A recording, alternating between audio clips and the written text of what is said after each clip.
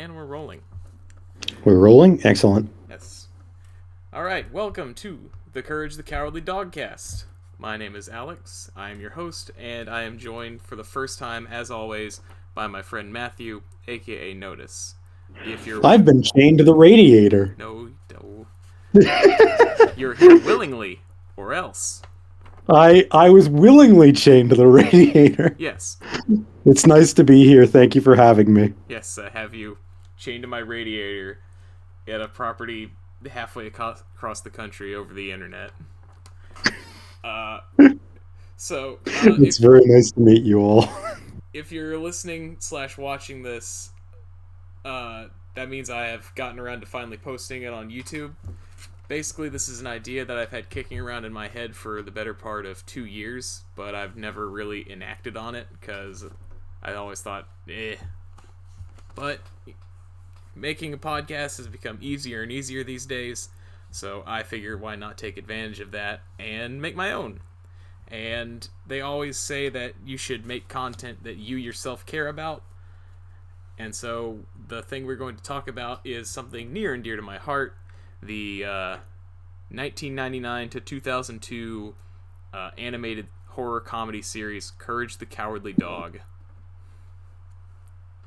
And I have been brought along for similar reasons. Courage the Cowardly Dog is something that is not near and dear to my heart. As a matter of fact, as a child, the show absolutely terrified me because the only episodes I had ever seen were the infamous Return the Slab episode and the episode where giant produce began trying to eat people. So as a result, I am a newcomer to the series and have only watched the pilot within the past, year or so. That's the only thing I've seen of it. Yes. I have seen I've seen every episode of Courage at least twice. I watched the original run in the early 2000s on Cartoon Network. I absolutely loved it. It will always go down as one of my favorite shows. I could easily list off a top 10 right now, but I think it'd be more fun if we just went through it chronologically, as it were. Eventually we may, depending on how long this lasts, or if we don't get bored, or if one of us doesn't, die in a horrible radiator-related accident, we have 52 episodes of this show. So, at least a year's worth of content, depending on how frequently we do this. And so we may... it may be a while before we get to things like the 2013-2014 attempted revival and the recently released Scooby-Doo movie. Neither of which I knew existed until this very moment. Yeah, in the 2010s, they attempted a revival of Courage the Cowardly Dog that was all CG. Only one episode was produced as a pilot, and Cartoon Network decided not to pick it up. And just this past couple months, they released a Scooby-Doo movie where Scooby-Doo crosses over with Courage. So for those of you who may be less familiar with Courage the Cowardly Dog, welcome. I am also here. We'll be on this adventure together. Exactly. Which is, I think, part of the fun of a show like this is I am... recently, in our friend group, I forced another friend, not at gunpoint, but let's say at knife point, because that's slightly friendlier, to watch a bunch of bad movies, and it was a miserable experience, but we had fun doing it. So I feel this is a similar thing where instead, though, it's a good thing that we will have fun doing, and I love it. And much like this other friend who had not seen these bad movies, which shall remain nameless because I don't want to get in trouble or cast aspersions on the creator of said bad internet movies, they had never seen them. And so since you are someone who has not seen Courage the Cowardly Dog, I think this would be a fun thing to do to you. I think Courage the Cowardly Dog is one of those things that is unique by its nature. I've seen things that have similarities to Courage the Cowardly Dog, but never the exact blend of elements. Yeah. And I feel it is a unique experience. Yes. So before we get to talking about what today we're going to do is the pilot of the show, which is the Chicken from Outer Space. I figured that before then we get into a little bit of the context of why Courage the Cowardly Dog, uh, the creation of the show, and why I think it's important we talk about it. Does that sound like a good idea? Yes, of course. Okay. So for those of you who don't know, Courage the Cowardly Dog is like I said before, an animated horror comedy show about the eponymous dog named Courage. It aired on Cartoon Network between the years 1999 and 2002. A CG revival was pitched in the early 20 teens that went nowhere, pun intended. And most recently, there was a Scooby Doo movie. And I have not seen it yet. I will watch it. I hope it is good. Some of the Scooby Doo movies that have come out recently are really, really hit or miss. Like, you've got, like, absolute over the top insane classics like Scooby Doo meets Kiss, where like you learn that the rock band Kiss are a team of interdimensional Sailor Moon esque super warriors, and then you've got stuff like Scooby Doo WrestleMania Mystery, where the novelty of Scooby Doo hanging out with John Cena kind of wears off pretty quickly. Yeah, but there's a couple memes online that the average person would see, and that's about it. Yeah, There's the bit with Ultra Instinct Shaggy, and we all know how that went. I never thought it was that funny. I thought it was funny the first time, but it wore out fast. I would I I said we all know how that went. I didn't say we all enjoyed how that went. Yeah, I think the this is a conversation for another time, but I think the worst recent Scooby Doo movie is probably the 13th Ghost. Which, if you've ever seen 13 Ghosts of Scooby Doo, I have. you have. Yes. Wow.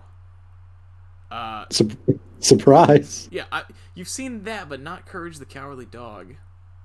I had a very strange childhood. Again, I deliberately avoided Courage because it scared the crap out of me. Okay, fair enough. But the 13th Ghost is unfortunately, it's just not very good, and the less said about it, the better. Um, so what? In addition to all that other stuff, Courage is one of what I would call the legendary cartoons, where the cartoons were a selection of animated series that came out on Cartoon Network when it was during its early heyday. These included shows like Dexter's Laboratory, Powerpuff Girls, laterally codenamed Kids Next Door, and the Titan Among Titans, the three old kings that stood above the rest, Ed and Eddie.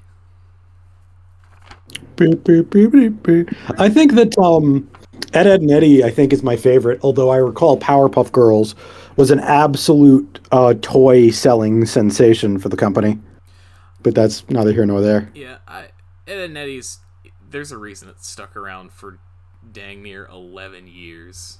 I still see things about it online, be it like people using the sound effects Yeah. specifically in a way to, Yeah. cause reference to the show. I see people talking about it. I see memes about it all over the place. It's everywhere still. Yeah. Like, there's a reason that it is one of the greatest animated shows from that time. There's a reason it lasted so long. And I would say Courage is among the pedigree of that. Excuse me. I would say Courage easily earns its place alongside it as one of the all-time classics, even though it only lasted for about 3-4 years. And like, not every cartoon was an absolute banger, as the kids in the year of our Lord 2020 and 2021 put it. Like, there were some pretty dull ones, like Time Cow and Chicken. Yeah, Cow and Chicken, Time Squad, Whatever Happened to Robot Jones. Do you remember that one? I remember very vaguely Robot Jones. I know of it. I know of what happened to it. I know that there's lost content of it even. Yeah, it's And when a show like that has lost content, you know it probably wasn't too popular. no. Robot Jones is probably the most maligned of the cartoons because like, because when I was doing research for Courage, I like fell down a Wikipedia spiral and I was like, really, Robot Jones lasted for like a year or two? That isn't. I thought it was shorter than that. It turns out season 1 is only like 6 or 7 episodes, and season 2 is also only like 6 or 7 episodes. So the title is oddly fitting. Yeah. The concept of whatever happened to Robot Jones, literally nothing. Yeah. The executives hated it, and it got canceled, and it was probably replaced with like Evil Con Carne or something funny. Or something equally hilarious. Something equally hilarious, yes. So, and like you mentioned earlier, Courage the Cowardly Dog is, I think, a truly unique show in that it is, I would say, one of the perfect mixes of horror, slapstick, and violence, both cartoonish and pretty brutal at times. Courage gets beaten up really bad over the course of the show at points. I think horror comedy as a whole is unquestionably one of the strangest mixes of genre. It can be done, and people have done it. Yes. But once you take children's horror comedy, now you're going in weird directions. Yes. But at the same time, I would say that it is an incredibly important mix of genres, because shows like Courage serve as what I call a safe gateway horror, where it introduces kids to like horror tropes and horror concepts that they may become attached to and enjoy later in life. Like Courage, Goosebumps, the movie Coraline, or the book Coraline by Neil Gaiman. I feel obligated to mention what's it called? It's Canadian, similar to Goosebumps. Are You Afraid of the Dark? Yes, Are You Afraid of the Dark? The old kids books, the scary stories to tell in the dark. Jonan Vasquez's Invader Zim, like, not explicitly horror, but it's a pretty grim show. Children need things that they can point to as being horror. I feel children can handle horror. Maybe not necessarily the full spectrum of horror, but Yeah. children know what it's like to be scared. Yeah. And I think Courage and shows like Courage are like a safe way because they're not gory. Like, one of the things that scared me really bad as a kid and still upsets one of my adult brothers these days is like bloody and violent movies. Like, it makes them uneasy. They don't like it. So Courage, even though Courage gets beaten pretty bad sometimes, like squashed, hit with baseball bats, and having heavy things dropped on him, he never like it's a kid's show, so he's not like bleeding out or he's not breaking bones. He always gets back up, Yeah. and I think that's important.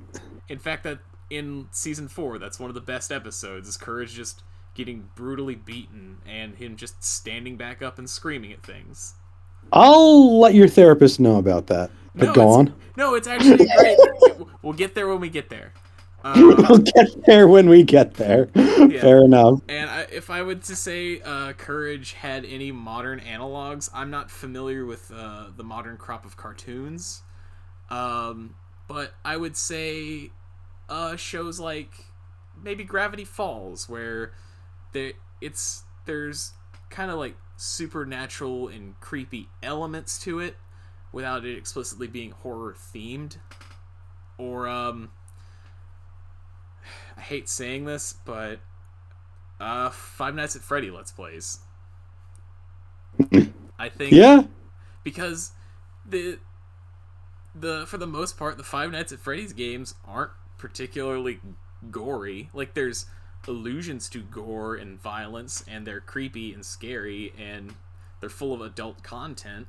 But if like a little kid can watch a funny YouTube man scream and make silly noises, then that's a way for them to be introduced to horror concepts in a safe way. Like, my little cousin, he loves Five Nights at Freddy's, and he is the only one of those games he has played was the one where it's like an RPG, FNAF World, I think is what it was called. I enjoy Five Nights at Freddy's, and I'm not ashamed to admit it, but I am too scared to play it. I feel as though Five Nights at Freddy's as a whole, you can love it, you can hate it, but you can't deny the kids love it. Yeah, exactly. Which is why I would say it is the closest modern entertainment gets to being analogous to Courage, where it's a scary thing, but it's scary in a way that's approachable for a younger audience. And finally, my last reason for wanting to talk about Courage, I think it absolutely holds up as a show. I've gone back and watched it as an adult, and especially season 4. Season 4 of Courage it's a bit of a weird season, and we'll talk more about season 4 when we get there. But a lot of stuff changed about season 4 that's not exactly obvious the first time you watch it, and maybe at the time if you were a little kid and watching it. But going back, it's like, that is a weird detail I never picked up on. Like, one of the things in season 4 is that Courage barely says a word for the entire season. Almost all of his lines are just him making like his weird little squeaks and noises. Like, he very rarely talks, as opposed to like earlier seasons where he's a little bit more vocal and he'll like talk to the camera and stuff like that. Subtle but meaningful changes. Yes. So yeah, I think with that out of the way, it's now time to talk about the episode itself, The Chicken from Outer Space. This is going to be pretty quick, I feel like, because it's a short episode, yes, certainly. It is only 7 minutes in length, because it was originally just produced as a short film. Unfortunately, The Chicken from Outer Space, we don't have a lot to go on as far as its inception or creation. It's not like Ed, Edd n Eddy, where we know Danny Antonucci, we know about his career before Ed, Edd n Eddy, we know about his inspiration for Ed, Edd n Eddy, where it's like he started as this adult cartoonist animator. He didn't have a great career at MTV, and then he created this amazing kids show based on his own personal experiences and like the antics of his children and the kids he grew up with. With Courage, really all we got is that John R. Dilworth made a short film called The Chicken from Outer Space. It was actually nominated for an Academy Award. It's very impressive, all things considered, given how stingy the Academy can be with animation. Yeah, but I think with short films, though, they're a little more loosey-goosey on that, because, like, it's not a real movie, so an animated movie can take it sometimes. And yeah. Unfortunately, it lost the 1996 Academy Award to Wallace and Gromit. Yeah, I would probably vote for Wallace and Gromit, too. Yeah, it's one of those things where The Chicken from Outer Space is great. It's a funny little cartoon, but it's going up against Wallace and Gromit, which is, in addition to being funny and wonderful in general, it's also stop-motion animated, so there's like a whole extra appreciable level of craft that goes into even making it. So, no shade at Mr. Dilworth or the hard-working people who made The Chicken from Outer Space, but it's like, y'all aren't winning one compared to Wallace and Gromit. You heard it here, folks. If you're listening to this podcast thinking maybe I should watch Courage the Cowardly Dog, surprise, this is now the Wallace and Gromit Appreciation Podcast. Get out of here. Yeah, I went up and I came up with the name, and I've created an MS Paint logo, all for an elaborate, incredibly late April Fool's Day gag to trick you into listening to it. It's going to be 3 episodes, one for each of the original Wallace and Gromit shorts. This is, knowing the two of us, that's not even the craziest thing we've done. Well, I guess we can also go over like original ideas for the podcast we had. Before we settled on Courage, the original idea was that it was going to be a podcast about like various pilot episodes for animated shows, and that figured was a little too scattered and unspecific like it's specific, but it's too non-specific. I don't know. Maybe like down the line after I figure out how to edit, that'll be a good idea. But until now, or until then, I think it's better if we just test the waters with something pretty easy to talk about. Someday we'll maybe get to doing something more complicated. Yeah, someday we'll get an excuse to get people to watch Screw On Head. And that's the Courage Podcast promise, ladies and gentlemen. That's etched on the slab. Oh God, we'll get to the slab. We'll get to the slab. I think that's definitely season 1. But the Chicken from Outer Space was something that I watched only recently. Yes. And actually watched about a week ago in preparation for this podcast. What really struck me about the pilot that I thought was really interesting and something that does not go appreciated all the time is oftentimes cartoons where the main character can't die or be hurt, such as Courage the Cowardly Dog, can lose tension. When I was watching this, despite how comedic it was, there was some real tension as to what was going on and what could happen. As far as a viewer would know, like not having any context for the show, one of the characters died. Yeah. So I figure we can do like a little real brief plot breakdown, and we can divert when necessary. And it's of course. It's gonna be extra brief because like we keep saying, it's only 7 minutes long, and I've got a handy little dandy list of bullet points. So one thing that is immediately different about this short compared to the rest of the series is that all of the voice work is done by one guy called Howard Hoffman. And I'm not able to find much on Howard Hoffman as far as his career as like a voice actor goes. He seems to be just a radio personality that Mr. Dilworth was able to get a hold of. And he only really has one line read, which comes at the very end, which we'll get to.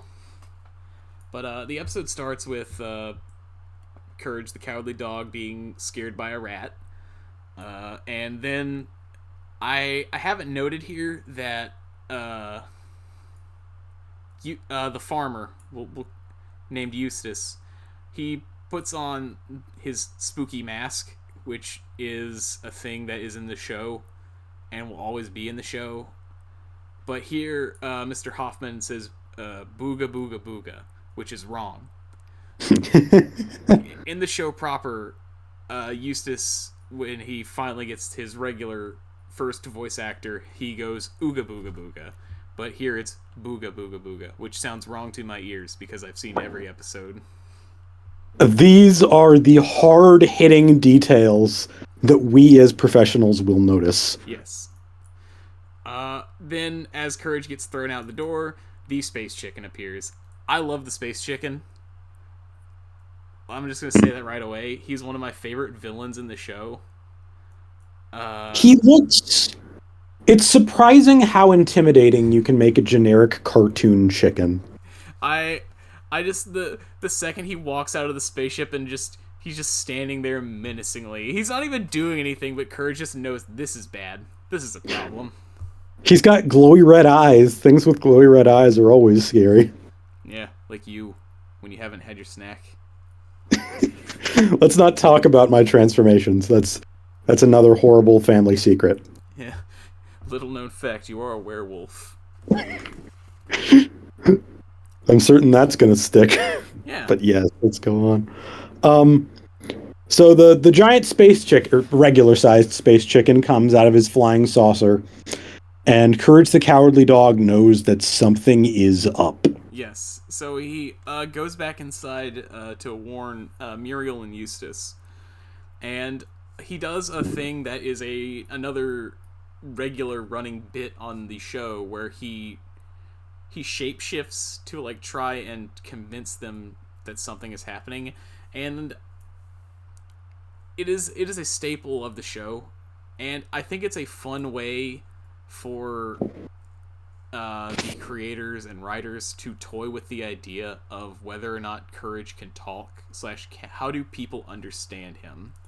Like, in some animation, there's always like a problem.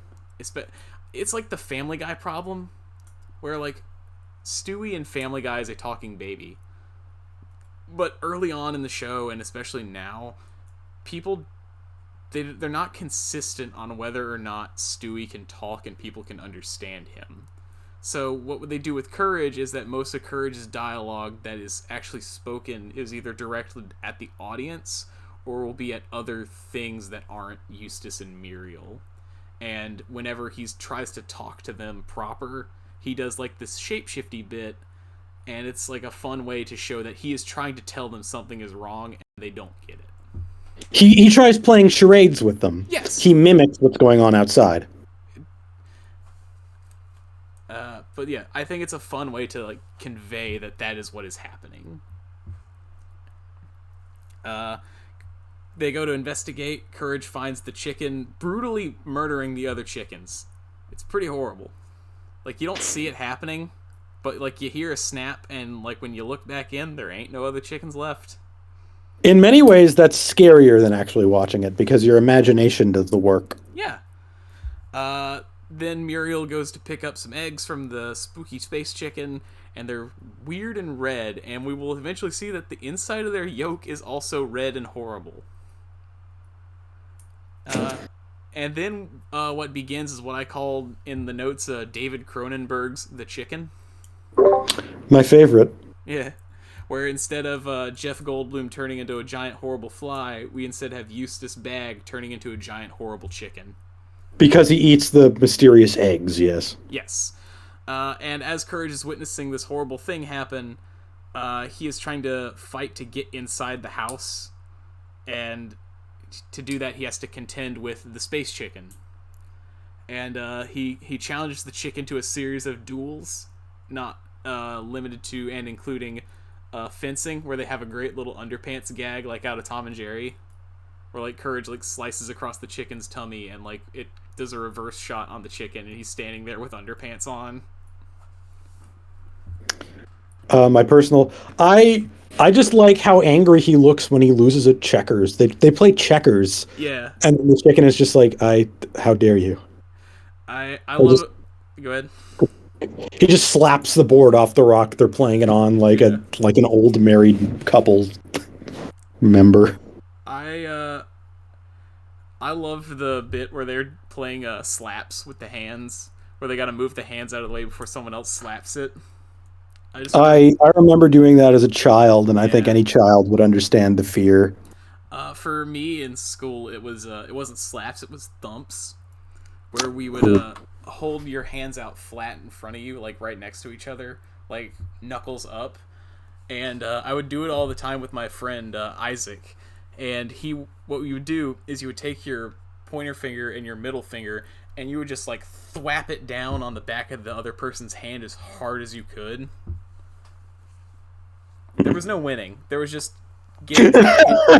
There was no winning. It's just you got hit a little more each time to show how tough you were. Children are much more eager to experience pain than we give them credit for, which again is kind of why Courage the Cowardly Dog is so popular, because children enjoy horror. They enjoy horrifying themselves and proving to other people that they can be horrified without backing down. Yeah. And Thumps, much like Courage, it's relatively safe because like no kid's going to hit another kid on the back of the hand with just his fingers hard enough to break something. So it's like even though like the kid I was playing with was like he was like a taekwondo like super kid, so he hit me pretty hard. But I went even. I never lost. I never well had him done. kick me. I wasn't eager to find that out. Anywho, Courage beats the chicken in pretty much every event, showing that Courage is a force to be reckoned with in both checkers and in slapping people. But the chicken doesn't take kindly to this and pulls out a gun.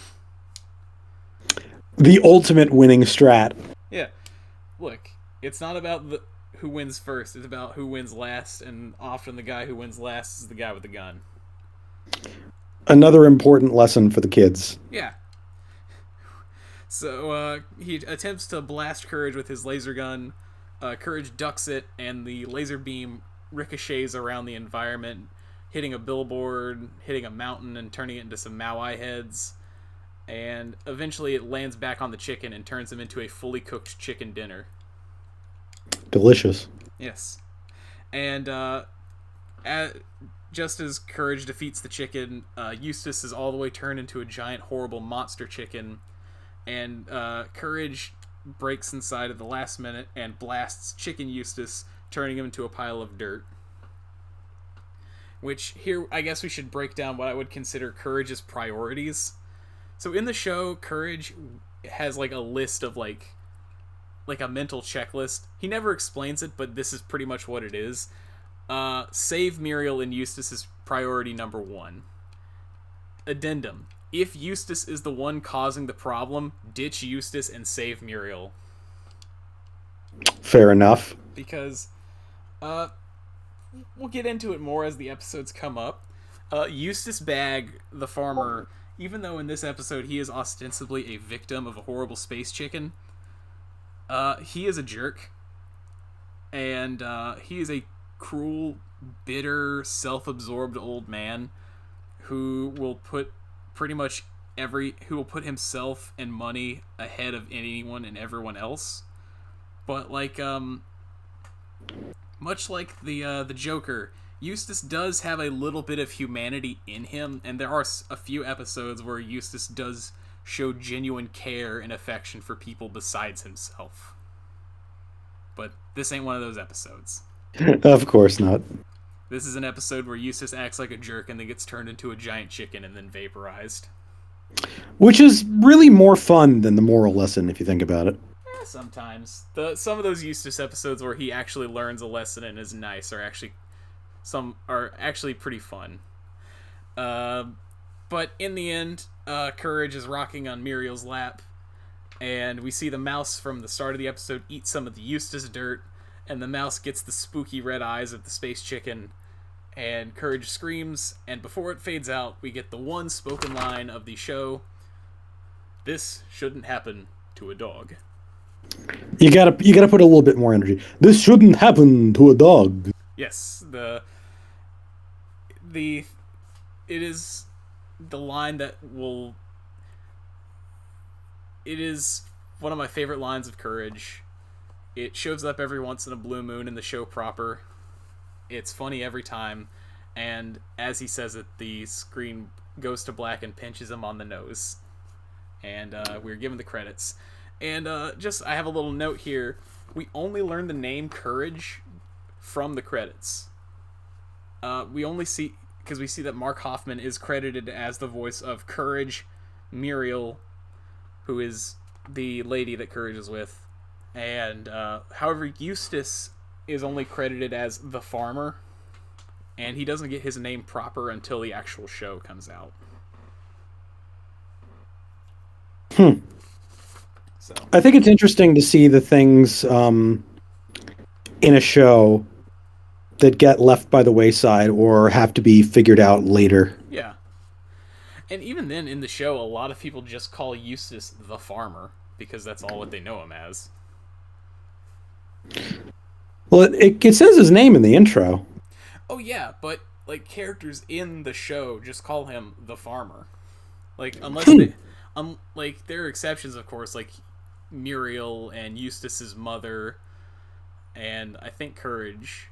Actually, I think Courage might just call him the farmer sometimes. That's really weird to me. But I guess we'll see more of it in future. I could be wrong. Even though I've seen every episode twice, it's been a while since I've done my last full run through of Courage the Cowardly Dog. I've been tremendously surprised by things that I thought I knew before, but yes. So that is episode 1 of the pilot of the pilot, I guess. Like, this is a pilot of a pilot. If you're listening to this, thank you for taking this journey with us. It's going to be very experimental for starters. Yes. Any thoughts you have, or final thoughts you have on the Chicken from Outer Space? I was surprised by it as someone who hasn't seen Courage the Cowardly Dog before. The voice and I suppose the quote unquote strangeness of the pilot was lost on me. However, I do think it was a very well made pilot that probably could have actually won a good award had, Wallace and Gromit not coming out at the same time. Yeah, it's like one of those things where to tie it to basketball for people who are sports inclined. Charles Barkley probably could have won a ring. He just had the grievous misfortune of being a basketball player at the same time as Michael Jordan. Oof. So that's Courage at the Academy Awards. It definitely could have got that award. It just had the grievous misfortune of being nominated the same year that Wallace and Gromit existed. Well, if that's all, thank you all for joining us. Yes. Next time, we'll be going over the first episode proper of the show. Yes, which is honestly, I think, one of the greatest tone-setting episodes. Have you ever seen the first episode of Courage, or do you remember it? It's going to be a new one for me, I'm afraid. In the first episode, we are introduced to, hands down, one of the greatest villains of the show, with cats in the Cat's Motel. See you then. See you then. And as always, this shouldn't happen to a dog.